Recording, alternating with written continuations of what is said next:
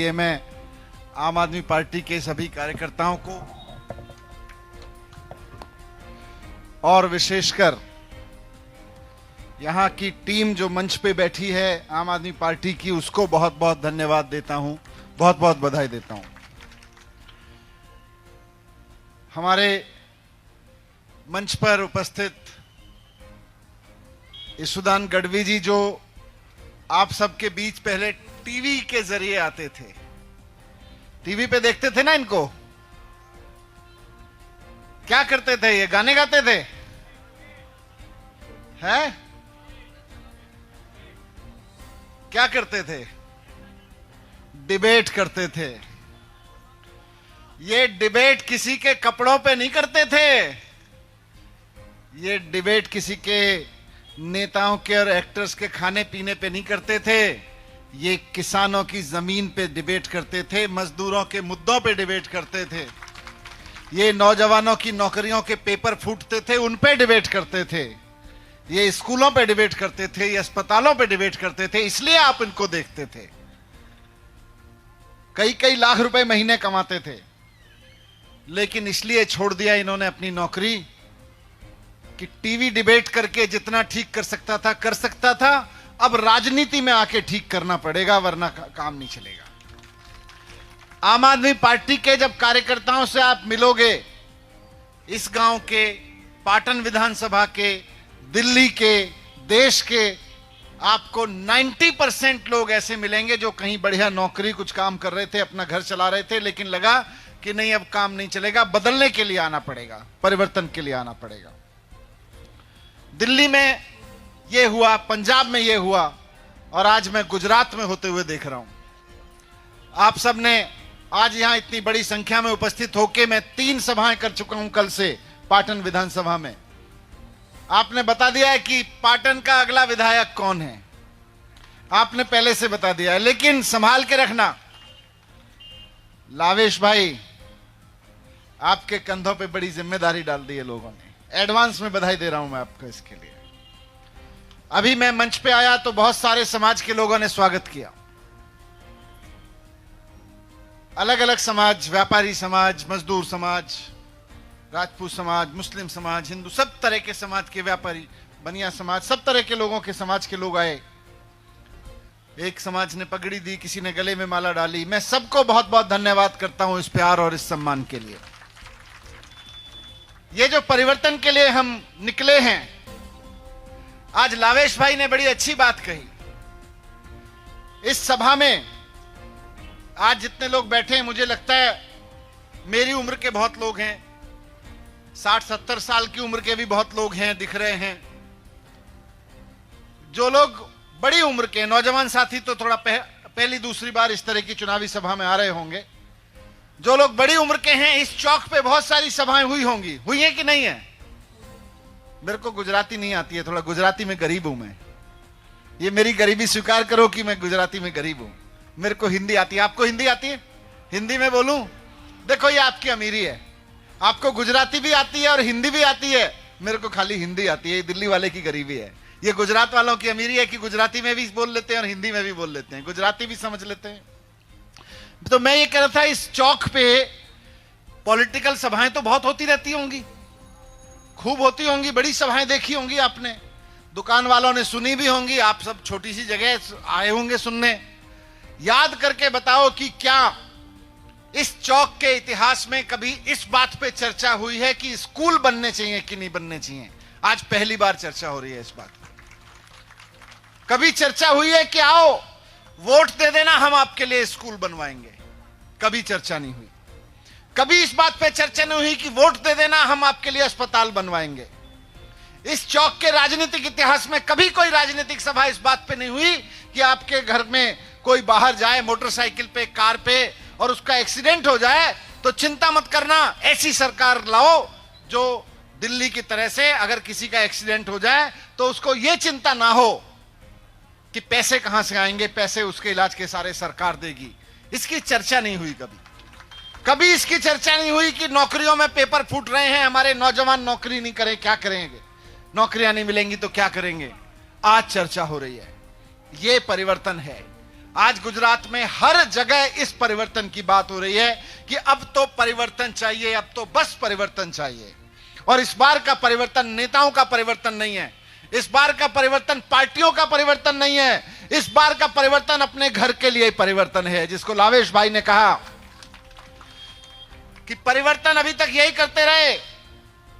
आपके शब्दों में अगर मैं कहूं लावेश भाई कि या तो सोनिया गांधी के बेटे को बड़ा आदमी बना दो या अमित शाह के बेटे को बड़ा आदमी बना दो, यही परिवर्तन होता था। एक आता था कहता था वोट डालो सोनिया गांधी का बेटा बड़ा आदमी बनेगा, दूसरा आता था वोट डालो अमित शाह का बेटा बड़ा आदमी बन जाएगा। पहली बार अरविंद केजरीवाल आके कह रहे हैं कि वोट डालो आपका अपना बच्चा बड़ा आदमी बन जाएगा। उसको इतना शानदार पढ़ाई। मुझे कहा था 2015 में पहली बार राजनीति में आके चुनाव लड़ने गया तो मुझे दिल्ली में एक झुग्गियों में एक महिला ने मुझको पूछा, झुग्गियों, दिल्ली में झुग्गियां बहुत हैं, दिल्ली की झुग्गियों में एक महिला ने पूछा कि भैया हम तुमको वोट डालेंगे, मकान दे दोगे, हमारे लिए बड़ा मकान चाहिए।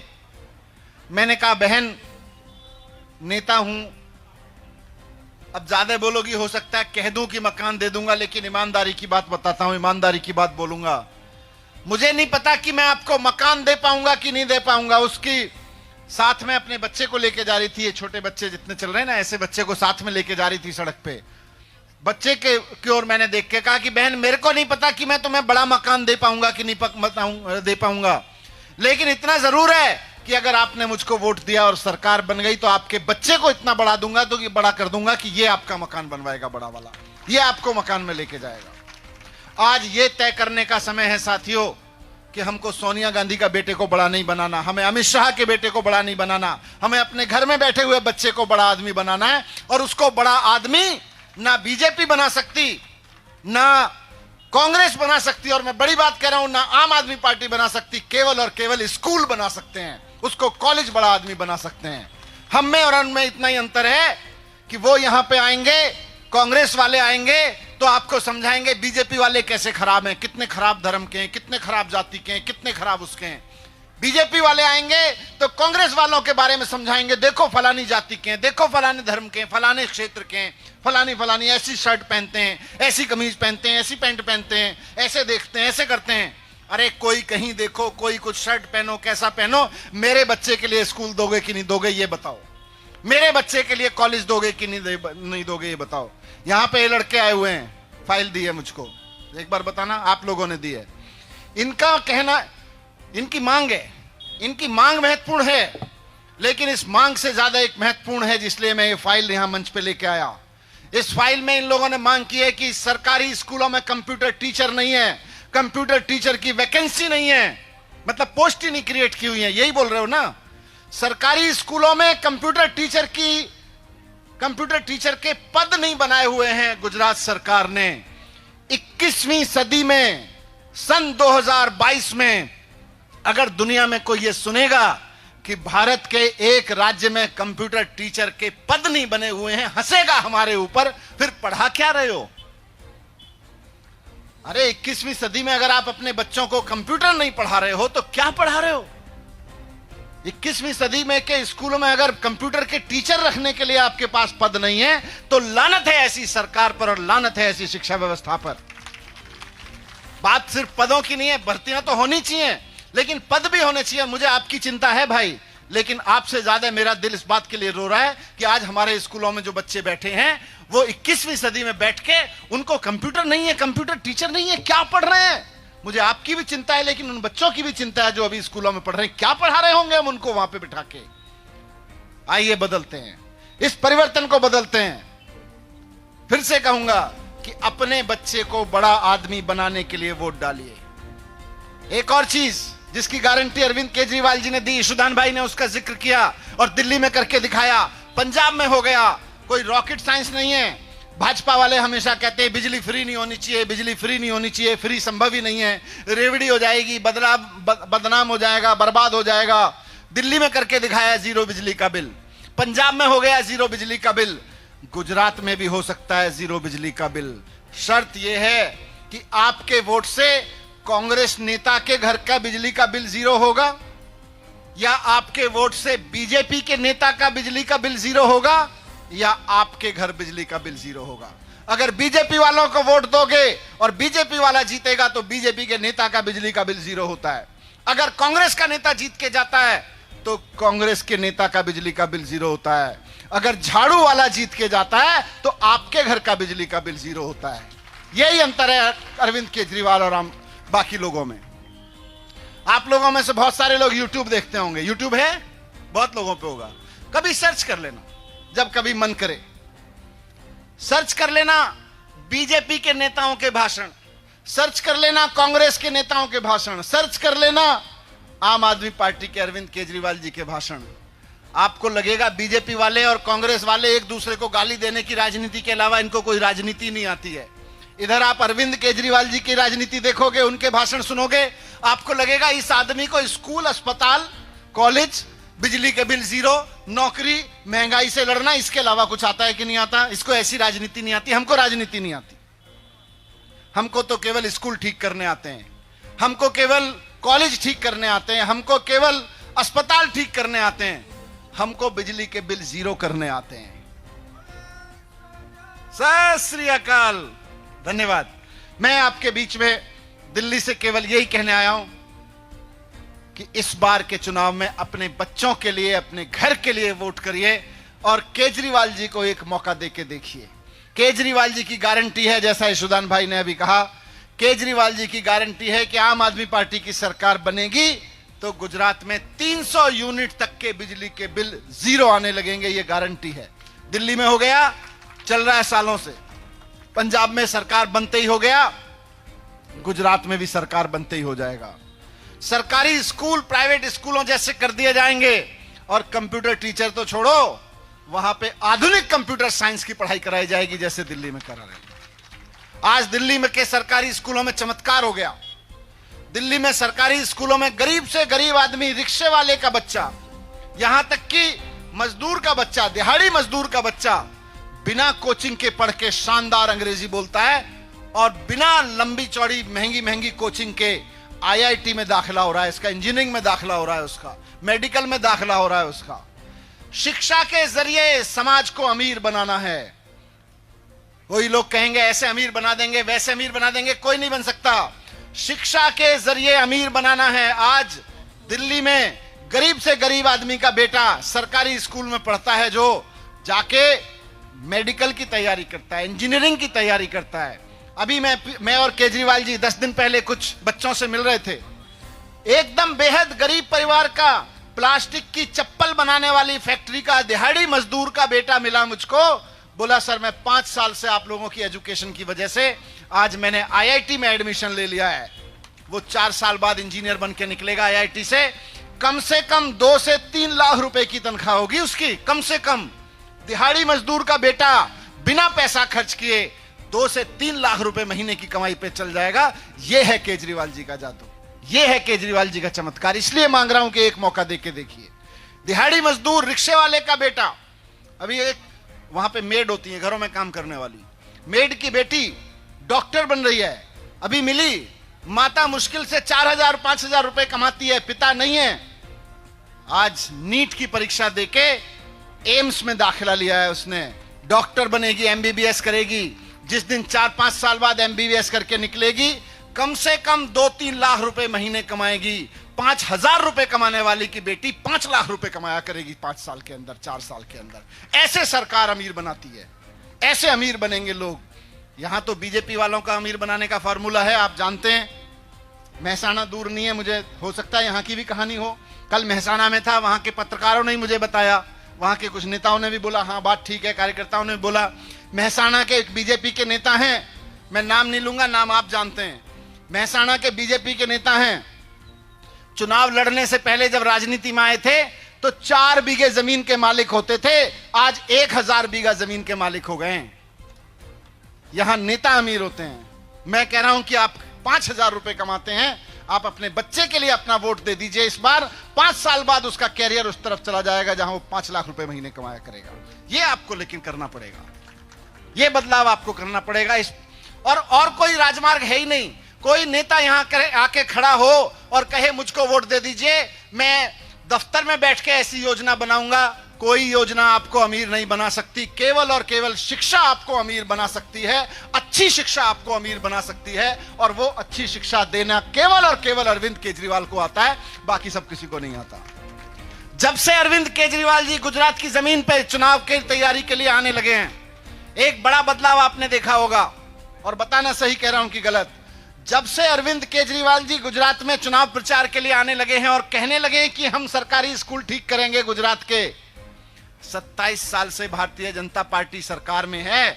आपने कभी अमित शाह जी को किसी सरकारी स्कूल में नहीं देखा होगा, लेकिन हफ्ते भर पहले अमित शाह जी भी अहमदाबाद के एक नए सरकारी स्कूल बनवा के वहां पे फोटो खिंचाने पहुंच गए। जो काम भारतीय जनता पार्टी के अमित शाह जी ने 27 साल में नहीं किया, अरविंद केजरीवाल जी की राजनीति को जब लोगों ने मान लिया और ठान लिया कि अब अरविंद केजरीवाल जी को मौका देना है, तो अब दिखाने के लिए अमित शाह जी कह रहे हैं, देखो मैं नगर निगम का स्कूल का उद्घाटन करने आया हूं। थोड़े दिन बाद मैंने सुना है कि यूनिवर्सिटी का उद्घाटन करने भी आ रहे हैं। 27 साल से क्या कर रहे थे? 27 साल से ऐसी एजुकेशन दे रहे थे जहां हमारे बच्चों के कंप्यूटर भी नहीं मिलते हैं स्कूलों में, और आज आप फोटो खिंचा रहे हो एक रंगे पुते स्कूल के सामने। नहीं अमित शाह जी, अब ये राजनीति नहीं चलेगी। अब गुजरात की जनता ने पूरा परिवर्तन का मन बना लिया है, और ये परिवर्तन इस बार सत्ता परिवर्तन का नहीं है, शिक्षा परिवर्तन का है, बिजली परिवर्तन का है, अस्पताल परिवर्तन का है, नौकरी परिवर्तन का है, नौकरी के लिए होने वाली परीक्षा में परिवर्तन का, कोई पेपर नहीं फूटा करेगा उसके परिवर्तन का है। दिल्ली में करके दिखाया है, पंजाब में होने लगा है, और गुजरात में आने वाला है। आप सबसे मैं बस यही विनती करूंगा कि अब की बार झाड़ू की सरकार, अब की बार झाड़ू की सरकार लेके आओ। अभी थोड़ा सा ड्रामा होगा, अब चुनाव नजदीक आने वाले हैं, ये लोग भी चुनाव प्रचार के लिए उतरेंगे, और इनका अंग्रेजी में बोलते हैं एक डर्टी ट्रिक्स डिपार्टमेंट, गंदी गंदी हरकतें करने वाला डिपार्टमेंट भी चुनाव में उतरेगा। वो कहेगा ईशुदान भाई तो पाकिस्तानी है, वो बोलेगा आपके लावेश भाई तो खालिस्तानी है, वो बोलेगा आके देखो इनके ऊपर तो फलाना आरोप है। बोले स्कूल बनवाओगे कि नहीं बनवाओगे ये बताओ, कॉलेज बनवाओगे कि नहीं बनवाओगे ये बताओ, अस्पताल ठीक कराओगे कि नहीं ये बताओ। बहुत बोलेंगे। जैसे जैसे गुजरात में चुनाव का माहौल बना, आप लोगों ने टीवी पे सुना होगा, जैसे जैसे गुजरात में चुनाव का माहौल बना कि आम आदमी पार्टी को, अरविंद केजरीवाल जी को एक मौका देने का माहौल बन रहा है, वैसे वैसे उन्होंने अपनी सीबीआई को कहना शुरू किया, इनको दुखी करो, इनको दुखी करो। मेरे घर सीबीआई लेके पहुंच गए, मेरे घर में कुछ था नहीं, मैंने कुछ कमाया ही नहीं। बोले अच्छा लॉकर में तो होगा, लॉकर में पहुंच गए, मेरे गांव में पहुंच गए, पुश्तैनी गांव में। बोले वहां तो जमीन खरीदी होगी, गांव के एक एक आदमी से पूछ के आए, यार मनीष सिसोदिया ने कोई तो जमीन खरीदी होगी। गांव वाले बोले जी बड़ा दुष्ट आदमी है, एक भी जमीन नहीं खरीदी इसने। बोले लॉकर दिखाओ, लॉकर में पहुंच गए, वहां पे क्या मिला? वहां पे मिला मेरा 18 साल का बच्चा है, वो जब पैदा हुआ था तो उसकी नानी ने उसको चांदी की चम्मच और झुंझुना दिया था। मेरी बीवी के लॉकर में मिला चांदी का झुंझुना, बच्चे का झुंझुना। क्या मिलेगा? मैं डरता नहीं हूं इसलिए क्योंकि बेईमानी नहीं की, कट्टर ईमानदार हूं, अरविंद केजरीवाल जी का शिष्य हूं राजनीति में, इसलिए डरता नहीं हूं, ईमानदारी से राजनीति की है, ना कुछ आगे है ना इस तरह से पीछे है कि मुझे डरा सको और फंसा सको। लेकिन जब मैं नहीं डरा तो मुझको बोले जानते नहीं हो मनीष जी, सीबीआई के चक्कर में आने के बाद में जिंदगी जेल में कटती है। मैंने कहा जिस भगवान ने, मैं ऊपर वाले पे यकीन करता हूं, जिस ऊपर वाले ने ये कुर्सियां दी हैं वही ऊपर वाला जेल भी दे देगा। उसकी दी हुई कुर्सी पे बैठे उसकी जेल में बैठ लेंगे। बोले मजाक में मत लो, ये बीजेपी वाले ऐसे नहीं छोड़ेंगे, थोड़ा समझौता कर लो, बात करो। मैंने कहा क्या बात करूं? बोले देखो इनसे थोड़ा सा दोस्ती करवा देते हैं। मैंने कहा दोस्ती तो मैं किसी से भी कर सकता हूं, करवा दो। तो बोले आप कितने विधायक तोड़ के ला सकते हो? मैंने कहा हैं दोस्ती करने के लिए विधायक तोड़ने पड़ेंगे? बोले नहीं नहीं आप समझा करो, अरविंद केजरीवाल जी गुजरात में मजबूत होते जा रहे हैं, अब यहां इनके दिल्ली में विधायक कितने तोड़ सकते हो? मैंने कहा मैं गद्दारी नहीं करता हूं। अभी अभी आए थे ना समाज के लोग, जो समाज के लोग पगड़ी पहना गए हैं, उस समाज की पगड़ी में गद्दारी नहीं छिपी हुई है। उस समाज में ऐसे नेता हुए हैं जिन्होंने घास की रोटी खा के, जंगल में बैठ के घास की रोटी खाना मंजूर किया, लेकिन जुल्मी सत्ता के सामने झुकना कभी मंजूर नहीं किया। उस समाज में ऐसे लोग रहे हैं। मैं गद्दारी नहीं करूंगा, गद्दारी मेरे खून में नहीं है, गद्दारी मेरी परवरिश में नहीं है, मैं गद्दारी नहीं करूंगा। तो बोले फिर जेल में डका रहोगे। मैंने कहा डाल दो जेल में। बोले गुजरात चुनाव से पहले डालेंगे। मैंने कहा डाल दो, गुजरात की जनता भी देख रही है। तो मैं डरता नहीं हूं, चिंता मत करना। बहुत तरह तरह के झूठ बोलेंगे। अभी अगले 2.5 महीने में तरह तरह की साजिशें रची जाएंगी, और ये साजिशें केवल इसलिए रची जाएंगी क्योंकि अगर आपने मन बना लिया है कि इस बार सोनिया गांधी के बेटे को बड़ा आदमी बनाने के लिए वोट नहीं देना है, इस बार अमित शाह के बेटे को बड़ा आदमी बनाने के लिए वोट नहीं देना है, इस बार तो अपने जिगर के टुकड़े को, जो आपकी गोद में बैठा है, जो आपके घर में बैठा है, उसको बड़ा आदमी बनाने के लिए वोट देना है, तो ये साजिशें तो करेंगे ही करेंगे। मान के चलिए ये साजिशें करेंगे। इनकी साजिशों को केवल और केवल आप नाकाम कर सकते हैं। आप मजबूती से डटे रहिए। अब लग भी रहा होगा कि यशोदान भाई ने गारंटी दी है, तो अब 100 लोग जोड़ने की जिम्मेदारी ली है, तो आज से ही काम शुरू करना है। थोड़ी सी बात मैं आपके बीच जल्दी से आके रखना चाहता हूं। एक तो मैं बोल दूं कि मेरे को गुजराती नहीं आती है, थोड़ा गरीबी है अपनी। मैं गुजराती में गरीब हूं। हिंदी जानते हैं? देखो आपकी कितनी अमीरी है, आपको हिंदी भी आती है, गुजराती भी आती है। यही तो अमीरी है हिंदुस्तान की। ये दिल्ली वाले थोड़े गरीब हैं इस मामले में। मैं हिंदी में बात रखता हूं। मैं 2015 से केजरीवाल जी की सरकार में शिक्षा मंत्री के रूप में काम कर रहा हूं,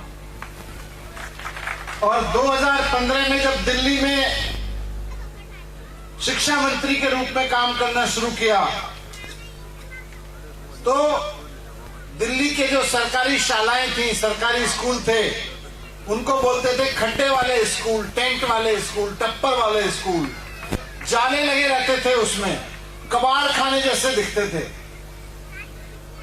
मैं एक बार सरकारी स्कूल में गया, मैंने ऐसे ही किसी बच्चे को बोला कि बेटा तुम तो देश का भविष्य हो। मेरे को एक बच्चा बोला, सर हम देश का भविष्य नहीं है, देश का भविष्य तो प्राइवेट स्कूलों में पढ़ता है, हम तो सरकारी स्कूलों में पढ़ते हैं। वो बात चुभ गई। वो बात इतनी चुभी कि दिन रात मेहनत करके आज दिल्ली के सारे सरकारी स्कूलों को दिल्ली के प्राइवेट स्कूलों से अच्छा बना दिया है। और खाली बिल्डिंग अच्छी नहीं बनाई, वहां पे पढ़ाई आज इतनी अच्छी होने लगी है कि बिहार से, छत्तीसगढ़ से, मध्य प्रदेश से, गुजरात से कोई आदमी अगर दिल्ली जाके रह रहा है, मजदूरी कर रहा है, मेहनत मजदूरी कर रहा है, और वो अपने बच्चे को सरकारी स्कूल में पढ़ा रहा है, तो उसको चिंता करने की जरूरत नहीं है। उसका बच्चा, उसके परिवार का भविष्य भी है और देश का भविष्य भी है, और शानदार भविष्य है। अभी 10 दिन पहले मैं और अरविंद केजरीवाल जी, माननीय मुख्यमंत्री जी, कुछ सरकारी स्कूलों के ऐसे बच्चों से चर्चा कर रहे थे जिनके अभी देश के बड़े बड़े इंजीनियरिंग कॉलेज में, मेडिकल कॉलेज में एडमिशन हुए हैं। एक बच्चा था उसमें, दिल्ली में चप्पल बनाने वाली फैक्ट्री में काम करने वाले मजदूर का बेटा आईआईटी में एडमिशन हुआ है। 4 साल में इंजीनियर बनेगा, कम से कम 2 लाख रुपए की तनख्वाह होगी इसकी, कम से कम 2-3 लाख रुपए की तनख्वाह होगी।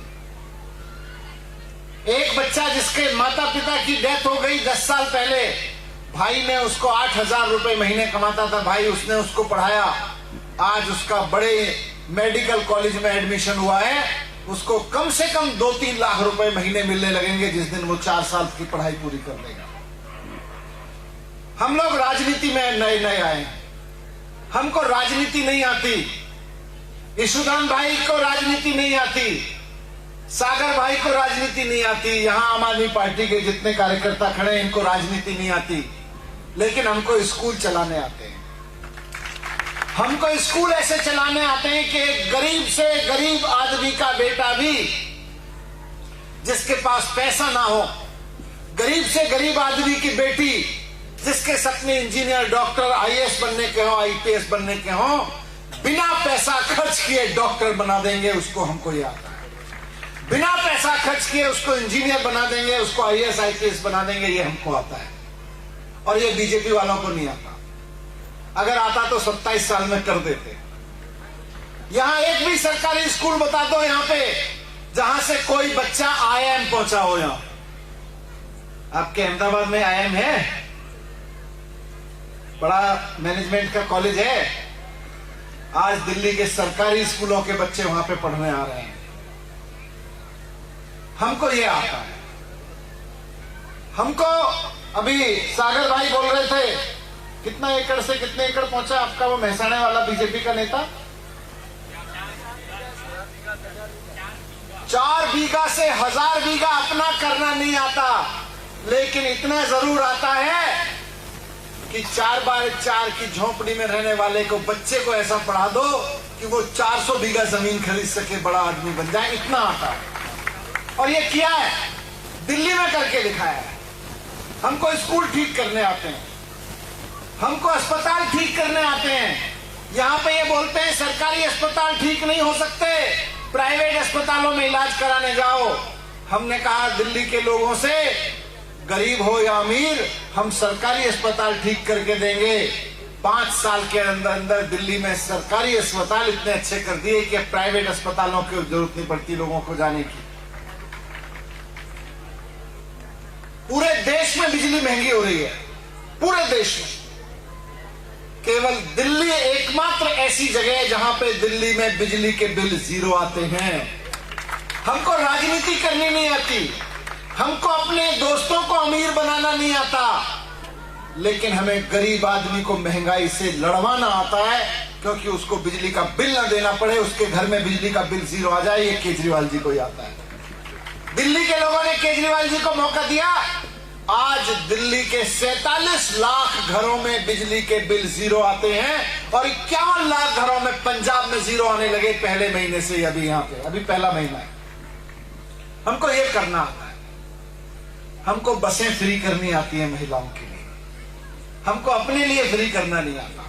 ये सारे नेता, अभी ईशदान भाई बता रहे थे, सीआर पाटिल जी के घर में बिजली जलती है तो 4000 यूनिट उनके घर में बिजली का बिल उनको 0 आता है।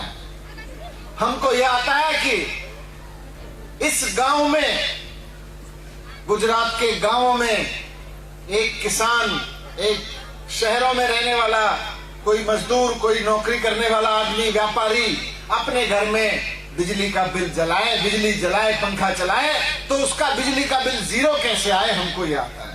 दिल्ली में करके दिखाया है, पंजाब में कर रहे हैं, और गुजरात में आपके बीच में इस रात को आके खड़ा हुआ हूं कि एक मौका केजरीवाल जी को दे दो, गुजरात में भी करके दिखा देंगे। अभी सुदान भाई ने बहुत सारी बातें की।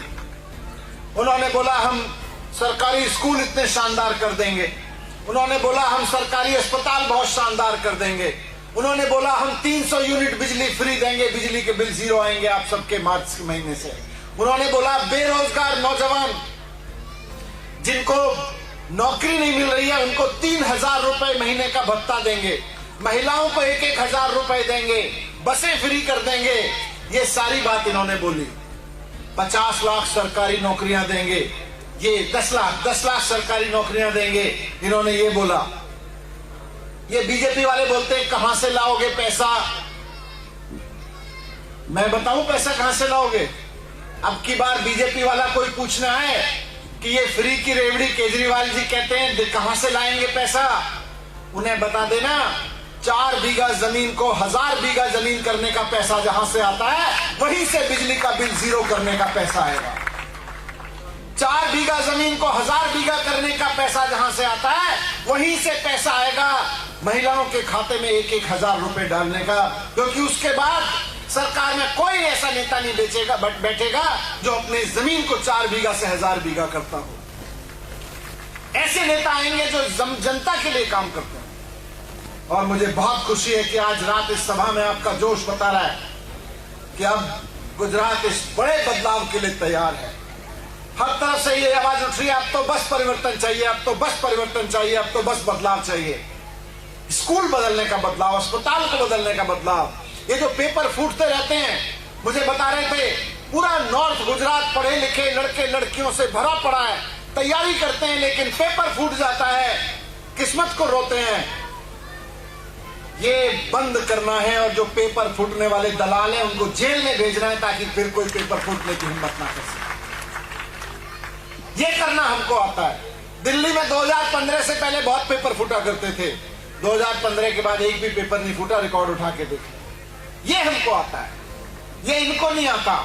ये 27 साल से केवल और केवल अपना पेट भरने में लगे हुए हैं, अपने मित्रों का पेट भरने में लगे हुए हैं। हम जनता, 5 साल से जनता ने मौका दिया, हम जनता का पेट भरने में लगे हुए हैं, जनता को बच्चे में पढ़ाने में लगे हुए हैं। आज आप परिवर्तन के लिए तैयार हैं, बड़े परिवर्तन के लिए तैयार हैं सब लोग। यहाँ पे देख के बहुत अच्छा लग रहा है। मैं सिर्फ इतना कहना चाहता हूं कि जितना आप परिवर्तन के लिए तैयार होंगे, जितना आप सोचेंगे झाड़ू पे बटन दबाना है, उतना दिल्ली में बैठे हुए भाजपा के नेता सोचेंगे ये अरविंद केजरीवाल जी को उल्टे सीधे मामलों में कैसे फंसाना है। जितना आप यहाँ तैयारी करेंगे और करते रहिए, चिंता मत करिए। हम जेल जाने के लिए तैयार हैं, हम फांसी पे चढ़ने के लिए तैयार हैं, लेकिन इस देश को लुटने देने के लिए तैयार नहीं। गरीब आदमी पैसा कमाता है। आप लोग ये मत सोचना कि आप सरकार को पैसा नहीं देते। आप में से कौन कौन टैक्स देता है बताना जरा। सरकार को पैसा देता है कोई? देखो इतने कम लोग हाथ उठा रहे हैं। मैं आपको बताता हूं, आज सुबह जब सोओगे जाके तो बिजली के बल्ब की तरफ देखना। घर में बिजली का बल्ब जलता है कि नहीं जलता? उस बिजली के बल्ब को जब खरीद के लाए थे तो सरकार को टैक्स दे के लेके आए थे। अगर 20 रुपए का बिजली का बल्ब था तो 4 रुपए सरकार को गया था, 16 रुपए बनाने वाले को गया होगा। ये करते हो आप। वो बिजली जलती है घर में, पंखा चलता है घर में, सब पे बिजली पे भी टैक्स होता है, पंखे के खरीदने पे भी टैक्स होता है। कल सुबह जब सो के उठोगे, ब्रश करते हो ना, टूथपेस्ट, सबसे पहले सो के उठ के जो टूथपेस्ट करते हो, वो टूथपेस्ट जब 20 रुपए का 50 रुपए का लेके आते हो बाजार से, वहां भी 10 रुपए टैक्स देके आते हो। नमक खरीद के लाते हो, चीनी खरीद के लाते हो, दूध खरीद के लाते हो, दही खरीद के लाते हो, माचिस खरीद के लाते हो। भिखारी भी माचिस खरीद के लाता है तो सरकार को टैक्स देके आता है। ये सारा पैसा इकट्ठा होता है तब स्कूल बनने होते हैं, लेकिन स्कूल नहीं बनते, नेता को 1000 बीघा जमीन खरीद ली जाती है। इसलिए मैं आपको कहने आया हूं कि ये हमारा और आपका पैसा है। इस पैसे की चोरी होने देने वाली सरकार मत चुनिए। इस चोरी को रोकने वाली और इस पैसे को स्कूलों पे और अस्पतालों पे खर्च करने वाली, महिलाओं पे खर्च करने वाली, नौकरियों पे खर्च करने वाली सरकार चुनिए। दिल्ली के लोगों ने चुनी है। आज केजरीवाल जी को 3 बार से लगातार मुख्यमंत्री बना रहे हैं। उनके देख के पंजाब के लोगों ने केजरीवाल जी पे भरोसा किया। आज मैं गुजरात के लोगों से कहना आया हूं कि एक बार केजरीवाल जी को मौका दीजिए। और अब चुनाव जैसे जैसे नजदीक आ रहा है, ये तरह तरह के बहाने बनाएंगे, आरोप लगाएंगे। ईशुदान भाई के बारे में कुछ बोलेंगे, सागर भाई के बारे में कुछ बोलेंगे, अरविंद केजरीवाल जी के बारे में कुछ बोलेंगे। आप कह देना होंगे ये दुष्ट, होंगे ये कुछ भी, हमें तो अपने बच्चों के स्कूल ठीक करने हैं। वो बीजेपी वालों को नहीं आता, वो ईशुदान भाई को आता है, वो सागर भाई को आता है। बस यही कहते हैं। ये मेरे पास आए थे, बोले सीबीआई में फंसा देंगे। मैंने कहा फंसा दो, मैंने कोई चोरी नहीं की, फंसाओगे कहां? बोले ईडी में फंसा देंगे, जेल में डाल देंगे। मैंने कहा डाल दो, इस देश में अदालत है, तुम झूठे जेल में डालोगे, अदालत ने मुझे बाहर निकाल देगी, मैं ईमानदार आदमी हूं। बोले अच्छा चलो ऐसा करो, रेड डाल देते हैं तुम्हारे घर पे। रेड डाल दी मेरे घर में। क्या मिला मेरे घर में? इनको लग रहा था 7 साल से मंत्री हूं। यहाँ पे आप ऐसे मंत्री देखते हो जो 4 बीघा को 1000 कर लेते हैं। 7 साल से मंत्री हूं, दिल्ली में उप मुख्यमंत्री हूं। दिल्ली सरकार का बजट 30,000 करोड़ से बढ़ा के 70,000 करोड़ हो गया। मेरे घर का बजट नहीं बढ़ा। मेरे घर में इन लोगों को उम्मीद थी पता नहीं क्या निकलेगा, क्या निकलेगा। सीबीआई की रेड डाली तो मेरे घर में निकला मेरे बच्चे का झुनझुना। वो भी पूछ रहे थे भाई ये किस लिए रखा हुआ है? मैंने कहा मेरे पास तो यही है, कुछ नहीं निकला। फिर बोले अच्छा ऐसा करो, ये तो बीजेपी वाले बड़े खराब हैं, ये आपको फंसा फंसा के जेल में सड़ा देंगे, आप ऐसा करो इनसे समझौता कर लो। मैं क्यों? बोले केजरीवाल जी को छोड़ के इनके साथ आ जाओ। मैंने कहा क्यों आ जाऊं? फर्जी मुकदमे चला रहे हैं मेरे ऊपर इसलिए। बोले नहीं आप समझा करो, आपको मुख्यमंत्री बना देंगे। मैंने कहा मैं मुख्यमंत्री बनने नहीं आया। मेरी माँ ने मुझे बचपन में महाराणा प्रताप की कहानी सुनाई थी। मुझे इस बात पे गर्व दिलाया था कि तुम महाराणा प्रताप के खानदान से आते हो। मुझे मेरी माँ ने इस बात पे गर्व दिलाया था और मेरी माँ ने समझाया था कि तुम उस खानदान से आते हो जिसका एक आदमी अपनी जनता के लिए जंगल में घास की रोटी खा लेता है, लेकिन किसी दिल्ली के बड़े सरदार के सामने सर नहीं झुकाता है। मुझे ये सिखाया गया। मैं नहीं झुकूंगा, बिकूंगा नहीं, गद्दारी नहीं करूंगा। तो बोले फिर जेल में डालेंगे, मैं डाल दो, गुजरात में सरकार बन जाएगी तब तक। आप जेल में डालोगे, गुजरात के लोगों को और गुस्सा आएगा कि एक ईमानदार आदमी को जेल में डाल रहे हैं। गुजरात के लोग पहले 2 वोट देते तो 4 वोट लेके आएंगे मेरे लिए। बहुत बहुत धन्यवाद, आप सब लोग इतनी देर रात तक इंतजार करते रहे। बस आपसे यही विनती है कि इस बार वोट किसी नेता को नहीं, अपने बच्चों के भविष्य को डालना। और आपके बच्चों का भविष्य नेताओं से नहीं बनेगा, स्कूलों से बनेगा। और स्कूल केवल अरविंद केजरीवाल बनवा सकते हैं, अरविंद केजरीवाल ही बनवा सकते हैं। ये सोचते थे कि टीवी में बैठ के, खबरें पढ़ के, डिबेट करके, आपके और हमारे मुद्दे उठा के, स्कूल के, किसान के, अस्पताल के मुद्दे उठा के हालात ठीक कर देंगे। लेकिन 1 साल पहले इनको भी लग गया कि बात बनेगी नहीं, इसलिए राजनीति में आ गए। मंच पर उपस्थित हमारे दूसरे साथी और आप सबके प्यारे दोस्त, भाई, नेता सागर भाई। सागर भाई को कितने साल से जानते हो आप लोग? कब से जानते हो? बहुत साल से। कितने कितने? यहाँ पे बैठे हुए बहुत सारे नौजवान बैठे हैं, बच्चे बैठे हैं, थोड़े कॉलेज प्लस वाले। आप लोगों की उम्र इतनी नहीं है जितने साल से सागर भाई इस इलाके के मजदूरों के लिए और किसानों के लिए काम कर रहे हैं। सागर भाई एक बार आगे आ जाइए। यहाँ जो नौजवान बैठे हैं, अभी उनकी एज इतनी नहीं होगी जितने साल से सागर भाई किसानों के लिए लड़ रहे हैं, मजदूरों के लिए लड़ रहे हैं, गरीबों के लिए लड़ रहे हैं। 35 साल से ये इलाके में 35 इयर्स, 35 साल से इस इलाके में किसानों के लिए लड़ रहे हैं, मजदूरों के लिए लड़ रहे हैं, गरीबों के लिए लड़ रहे हैं। ऐसे सागर भाई आज राजनीति में आए हैं तो इसलिए क्योंकि 35 साल से लड़ लड़ के जो काम कराया, इनको समझ में आया कि दिल्ली की सरकार ने एक बार में करके दिखा दिया अगर ईमानदार राजनीति हो, इसलिए ईमानदार से राजनीति में आ गए। ये तब राजनीति में आने का सोचते भी नहीं थे। मैं भी 10 साल पहले राजनीति में आने का सोचता नहीं था, लेकिन आना पड़ा। नई पार्टी बनानी पड़ी, ये झाड़ू वाली पार्टी, आम आदमी पार्टी। हम लोगों को, मैं दिल्ली से आया हूं, जितनी बातें आपके बीच यशोदानंद भाई ने कही, हमको राजनीति नहीं आती। ये सागर भाई को तो बिल्कुल नहीं आती है। इनको अभी कोई किसान आके बोलेगा मेरी जमीन छीन ली, मेरी जमीन पे ये हो गया, सरकार ये गड़बड़ कर रही है, उसके साथ बस में बैठ के चले जाएंगे, सरकारी दफ्तर में बैठ के लड़ आएंगे उससे, बाबू से जो रिश्वत मांग रहा होगा। इनको राजनीति नहीं आती। कोई बहन इनको आके बोलेगी मेरा ये हक मारा जा रहा है, मेरे को कुछ मदद चाहिए, उसकी मदद के लिए आगे आ जाएंगे, लेकिन राजनीति नहीं आती। ये यशोदान भाई को भी राजनीति नहीं आती, इनको टीवी एंकरिंग करनी बड़ी अच्छी आती है। हमको भी राजनीति नहीं आती। और हमारे लीडर हैं अरविंद केजरीवाल, फोटो इधर लगा हुआ है। अरविंद केजरीवाल जी को भी राजनीति नहीं आती, लेकिन अरविंद केजरीवाल जी को स्कूल ठीक करने आते हैं, जो बीजेपी वालों को नहीं आते। ये बीजेपी वालों और कांग्रेस वालों को राजनीति अच्छी आती है, हमको स्कूल अच्छे करने आते हैं। इनकी गारंटी है अगर बीजेपी वाला आए या कांग्रेस वाला, ये झूठ की राजनीति करेंगे, बेईमानी की राजनीति करेंगे, लेकिन काम नहीं करेंगे।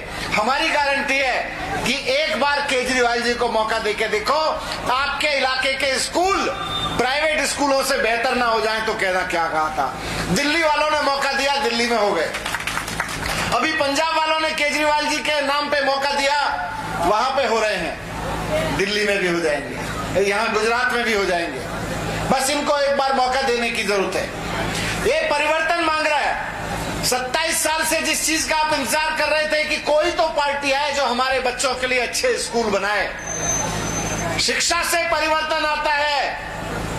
अगर घर का बच्चा पढ़ जाए तो जिंदगी उसकी नहीं संवरती है, पूरे परिवार की संवरती है।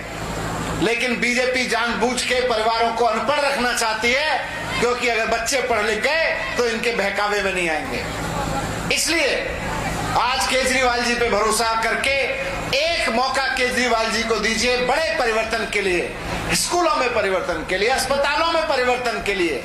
आपके यहाँ आराम से मोहल्ला क्लिनिक बन जाएं, गांव-गांव में एमबीबीएस डॉक्टर आपका इलाज करने लगे आके, उसके लिए, रोजगार के लिए, और सबसे बड़ी चीज बिजली के लिए। आप लोग मेहनत करते हैं, मजदूरी करते हैं, उसके बाद में बिजली के बिल भरते हैं महंगे महंगे। ये बीजेपी वाले कहते हैं फ्री की बिजली नहीं मिलनी चाहिए, बिजली तो महंगी होनी चाहिए। केजरीवाल जी को बिजली के बिल जीरो करने आते हैं, ये आम आदमी पार्टी वालों को बिजली के बिल जीरो करने आते हैं। तो मैं आपके बीच आया यही रिक्वेस्ट करने के लिए कि गुजरात में इस बार बहुत बड़ा परिवर्तन होने जा रहा है। इस बार पार्टी नेता मुख्यमंत्री नहीं बदलेंगे, बल्कि बदलेंगे इस बार स्कूल, बदलेंगे इस बार अस्पताल, बदलेंगे इस बार वो पेपर जो हर बार फूट जाते हैं, लीक हो जाते हैं और हमारे बच्चे एग्जाम नहीं दे पाते, नौकरी नहीं दे पाते, बदलेंगे वो। बदलेंगे इस बार जीरो बिजली के बिल, जो बिजली के बिल हजारों रुपए के आते हैं, इस बार बदलेंगे, जीरो आने शुरू हो जाएंगे। माताएं बहनें जो सोचती हैं 200 रुपए 100 रुपए अपने कुछ लिए ले आए, उनके लिए कुछ नाती पोते आते हैं घर में, उनके लिए कुछ कर दें, बेटी आती है उसके लिए कुछ कर दें, कुछ अपने लिए कर लें, उनको 1000 रुपए हर महीने मिलेगा। बदलेगा इस बार ये, बदलेगा इस बार ये कि लाखों नौकरियां लगेंगी। जो दिल्ली में करके दिखाया वो पंजाब में करके दिखा रहे हैं और फिर गुजरात में करके दिखाएंगे। लाखों नौकरियां लगेंगी और जब तक नौकरी नहीं लगेगी, नौजवान को 3000 रुपए का बेरोजगारी भत्ता दिया जाएगा। इस बार बदलेगा ये, इस बार ईमानदारी के लिए बदलिए, काम करने वाले के लिए बदलिए। बहुत बार बदलने के लिए कोशिश कर ली, आपने 35 साल हो गए एक्टिविस्ट करते हुए, काम करते हुए, लेकिन चीजें नहीं बदली। यहाँ पे कभी कांग्रेस आ गई, कभी बीजेपी आ गई, बीजेपी आ गई, 27 साल से बीजेपी है। तो मैं आपके बीच यही कहने आया कि जितना आप परिवर्तन की बात करेंगे, उतना इस बात की गारंटी है कि हमारे बच्चों के लिए अच्छे स्कूल बनेंगे, क्योंकि हमें स्कूल बनाने आते हैं। दिल्ली में करके दिखाया, अभी गुजरात में करके दिखाएंगे। अस्पताल बनाने आते हैं, बिजली के बिल जीरो करने आते हैं, ये सब आता है। ये राजनीति नहीं करने आती। जैसे जैसे गुजरात में माहौल बन रहा है, पिछले 5-6 महीने से गुजरात में माहौल बन रहा है कि भाई अब की बार केजरीवाल को मौका देके देखते हैं, एक बार झाड़ू वालों को मौका देके देखते हैं, इस बार झाड़ू पे बटन दबा के देखते हैं। वैसे वैसे ये लोग केजरीवाल जी के ऊपर कीचड़ उछालते हैं। केजरीवाल ये है, केजरीवाल जी वो है, सुदान गढ़वी ये है। अभी तो आप लोग सारे जानते हो कितने साल से, अभी देखना सागर भाई के ऊपर भी कीचड़ उछालेंगे। लेकिन इनके कीचड़ से मत घबराना, आप अपने पे अडिग रहना कि झाड़ू पे बटन दबाना है। ये दुखी करेंगे, सारे कांग्रेस और बीजेपी वाले मिलकर इकट्ठे होकर गाली देंगे केजरीवाल जी को। मेरे को बोले ये गुजरात में डरते हैं, गुजरात का आदमी ये सोचने लगे कि हमको बीजेपी को वोट नहीं देना है, तो दिल्ली में बैठे बीजेपी के नेता डरने लगते हैं। जब आपने ये सोचना शुरू किया गुजरात के लोगों ने कि इस बार झाड़ू पे बटन दबाएंगे, तो मेरे पास आए, बोले केजरीवाल जी का साथ छोड़ दो, मुख्यमंत्री बना देंगे। मैंने कहा मैं बिकाऊ नहीं हूं, मैं बिकाऊ नहीं हूं। मैं जिस खानदान से आता हूं, उस खानदान का नेता घास की रोटी खा लेता है, अपने बच्चों को घास की रोटी खिला लेता है, लेकिन वो बिकता नहीं है। वो दिल्ली में बैठी किसी बड़ी सत्ता के सामने झुकता नहीं है। मैं वहां से आता हूं। मेरे बचपन में मुझको पढ़ाया गया था कि हमारे किसी बड़े ने घास की रोटी खा ली थी, लेकिन वो झुका नहीं था। मैं उससे आता हूं, मैं झुकूंगा नहीं। ये मुख्यमंत्री के लिए मुझे झुकाना पहले मुझे डराया, बोले सीबीआई से फंसा देंगे, ईडी से फंसा देंगे, गिरफ्तार करवा देंगे, जेल में डलवा देंगे। मैंने कहा डलवा दो, मैंने कोई चोरी नहीं की, तो मेरे को डलवाने से क्या डरता है? डरेगा वो जिसने चोरी की हो, मैं तो डरता नहीं। तुम 2 महीने 1 महीने के लिए जेल में डाल देना, अदालत बोलेगी चोरी कहां हुई है, निकाल देगी बाहर मेरे को, मुझे अदालत पे भरोसा है। तो बोले तुम तोड़ के आ जाओ, कितने विधायक है तुम्हारे साथ, मुख्यमंत्री बना देंगे। मैंने कहा मैं गद्दारी नहीं करूंगा, मैं स्कूल ठीक करने आया हूं, मुख्यमंत्री बनने नहीं आया। मैं अस्पताल बनाने आया हूं, मुख्यमंत्री बनने नहीं आया। मैं नौकरी देने आया हूं, मुख्यमंत्री बनने नहीं आया। मैंने मना कर दिया। अभी आपके पास भी आएंगे, आपको ये कर देंगे, वोट दे दो, वोट दे दो, वोट दे दो। ये बीजेपी वाले वोट मांगते हैं फ्री में, और बाद में अगर उनको कहो बिजली दे दो, तो बोले जनता को फ्री में कुछ नहीं मिलना चाहिए। पढ़ाई नहीं मिलनी चाहिए, रोजगार नहीं मिलना चाहिए। तो आप सबके बीच यही निवेदन, यही विनती करने आया हूं कि इस बार झाड़ू पे बटन दबा के केजरीवाल जी को एक मौका जरूर दें। आप देखेंगे कि 5 साल में दिल्ली का बदल गया, पंजाब का बदल रहा है और गुजरात का माहौल भी बदलेगा। भारत